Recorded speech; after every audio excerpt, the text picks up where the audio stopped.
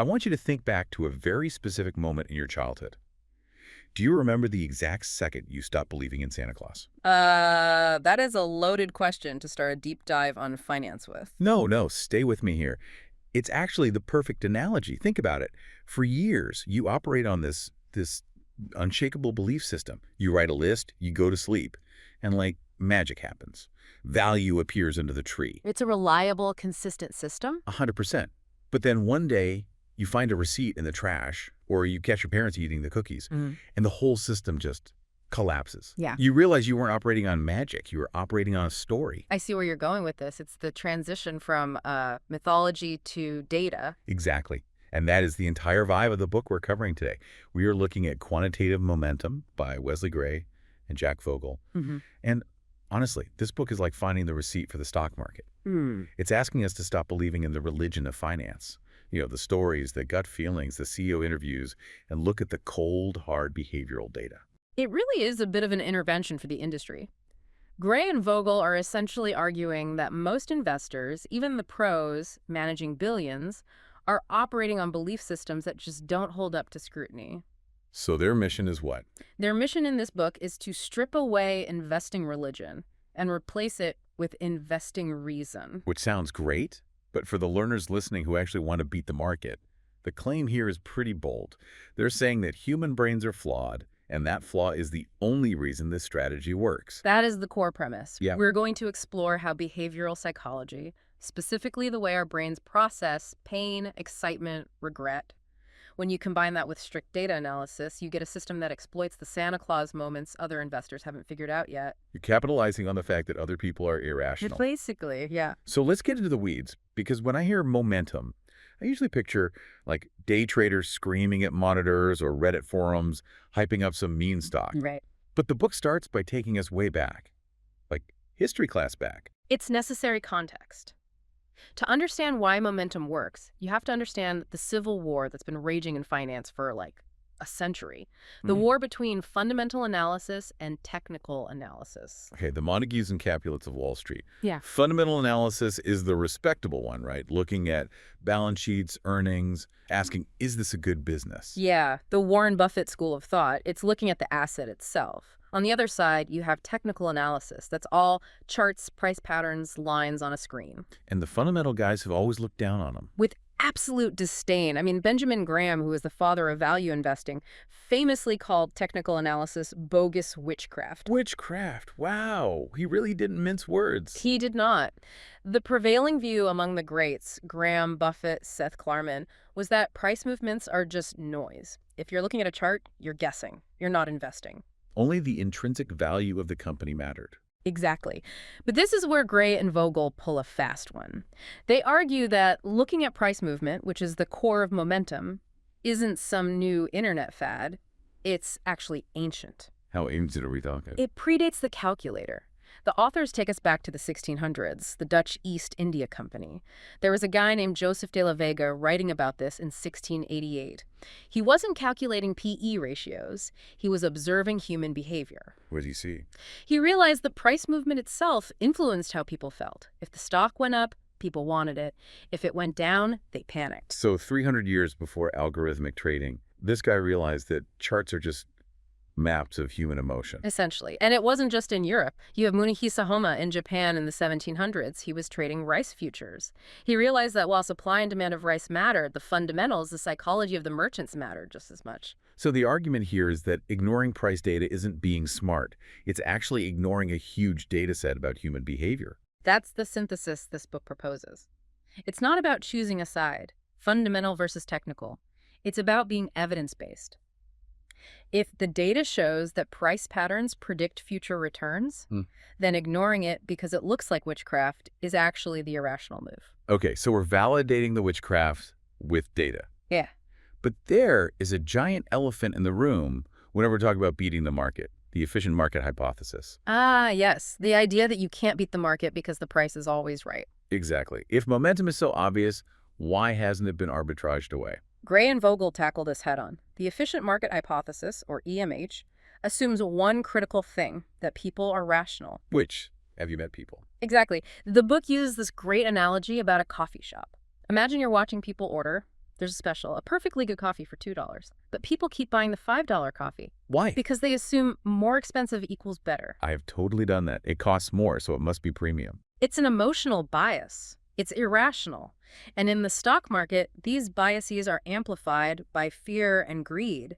The book describes the market as an ecosystem of fish and sharks. I love this framing. Who are the fish? Well, most retail investors, and honestly a lot of fund managers, are the fish. They buy on hype, sell on fear, hold on to losers because they don't want to admit they were wrong. They create the inefficiencies. And the sharks are the quants. The sharks are the quantitative investors, the ones running systems like this. Active investing, trying to beat the market, only works because the sharks can exploit the mistakes of the fish. So quantitative momentum is basically a handbook on how to stop being a fish. It's a systematic way to identify where the fish are making mistakes and capitalize on it. You're profiting from their behavioral errors. Okay, let's talk strategy. Because when I hear momentum, I immediately assume we're talking about growth stocks. You know, the hot tech companies, the AI darlings. That is the #1 misconception, and the authors spend a lot of time busting this myth. Momentum and growth are two totally different things. How different? The data shows there's only about a 21% overlap between momentum stocks and growth stocks. Only 21%. There's- There's barely any correlation. So what's the actual difference? Growth is about business fundamentals, earnings expanding, sales going up. Momentum is strictly about price movement. It's the phenomenon where past winners tend to keep winning. A boring utility company could be a momentum stock if its price is steadily marching upward. Even if its earnings are flat? Even if its earnings are flat, momentum ignores the business story and just looks at the tape. But why does that work? If the business isn't growing fast, why does the stock keep going up? It goes back to the fish. The key psychological bias here is something called the disposition effect. The disposition effect. Okay, break that down for us. It's the tendency for investors to sell their winning stocks too early and hold on to their losing stocks for way too long. I feel called out. You buy a stock, it goes up 20%, and you panic. You think, I better cash out before I lose this. Precisely. You want to lock in the win to feel good. But that creates selling pressure on a stock that's doing well. It keeps the price artificially lower than it probably should be. It slows down the price appreciation. So the stock doesn't jump to its fair value instantly? Wrong. It drags. It drifts. It drifts upwards slowly as the market gradually realizes its worth. And that drift is momentum. Momentum strategies work by buying the stocks that other investors are selling too soon. That is wild. We are profiting from other people's anxiety about winning. You're providing liquidity to people who are being irrationally risk-averse. That's one way to look at it. And you've also got value investing, buying cheap stuff. And usually, value guys hate momentum guys. It's that war of philosophies again. Value investors are contrarians. They buy when everyone else is selling. Momentum investors buy when everyone else is buying. They seem like complete opposites. But the book argues they should be best friends. The unlikely marriage. It's all about portfolio construction. The problem with value investing is that it can be incredibly painful. You might buy a cheap stock and it just stays cheap for 3 years. You look like an idiot for a long, long time. The classic value trap. Right. But here's the magic. Value and momentum are negatively correlated, or at least have very low correlation. When value is suffering, momentum is usually thriving and vice versa. So if you put them together, You smooth out the ride. The book finds that a portfolio split 50-50, value and momentum, dramatically reduces your volatility. You're diversifying your sources of return. and they bring up a specific case study about Japan, right? Because I know the Japanese market has been a nightmare for a lot of strategies. It has. Japan is often cited as the graveyard of momentum. Cliff Asness did the research cited here. If you looked at momentum alone in Japan, it looked like a total failure. It just didn't work. So the critics were right. Not quite. When Asness looked at momentum combined with value in Japan, it actually contributed to outperformance. Even in a market where it failed on its own, it succeeded as a hedge. It fixed the holes in the value strategy. That's a great mental model. It's not about finding the one perfect soldier. It's about building a team where the weaknesses cancel each other out. That's the whole goal. Okay, let's get to the part everyone's waiting for. Building the machine. How do we actually do this? Do I just pull up an app, sort by highest return, and buy the top 10? Definitely not. That is how you lose money very quickly. You need strict rules, specifically about time frames. The authors break this down into 3 look-back windows. Okay, lay them on me. Window number 1. Short term, specifically the last 1 month. The data shows this is actually a reversal signal. Reversal. So if a stock went up huge last month, It is very likely to go down next month. It's usually just noise, a reaction to a news blip, a temporary hype spike. If you buy the winner of the month, you're probably buying at a peak. okay, so don't chase the shiny object from yesterday. What about the long term? Long term, so we're just in 3 to 5 years, this is also a reversal signal. Stocks that have been winning for 5 years straight tend to get overvalued and eventually mean revert. They run out of steam. So too short is bad and too long is bad? We need the Goldilocks zone. Exactly, the intermediate term. Specifically, 12 months. This is the sweet spot. But, and here's the little technical detail that makes the whole system work, they use a rule called 12 months minus 1. 12 months minus 1. Meaning what? You look at the performance of the stock over the last year, but you exclude the most recent month. Wait, so I'm ignoring the freshest data. That feels completely counterintuitive. It does, but remember that short-term reversal. The last month is mostly noise. By skipping it, you get the pure trend of the last year without the risk of buying into a temporary spike. That simple adjustment ignoring month 12 dramatically improves the signal's reliability. That is such a shark move, ignoring the immediate noise to see the yearly trend. So we find these winners. How many do we buy?